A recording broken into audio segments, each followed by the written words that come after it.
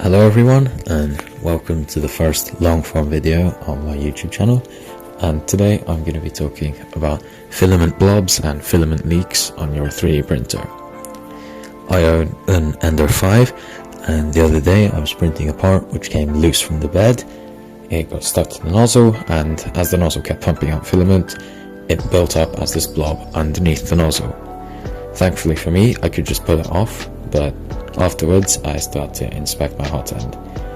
So to do this, I needed to take out these two screws that held my hot end cover in place. For me, it's these two small screws that you can just pull out with an Allen key.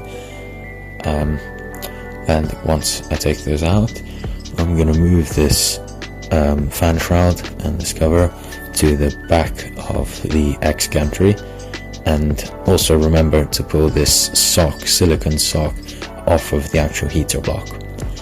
And once the hot end is exposed and you have a clear view, you'll be able to check for any blobs, big or small.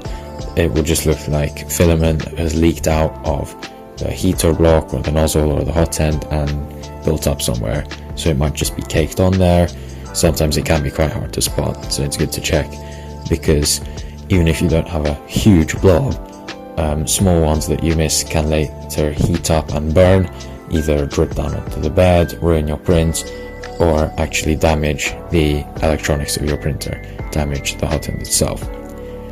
If you do have a very large blob, it will be quite obvious to see, and in that case you may have to either order a new hot end and replace it, or if you're lucky, sometimes you'll still be able to have electrical connectivity to the hot end, and you'll be able to heat it up through the printer and attempt to pull the blob off and clean your hot end.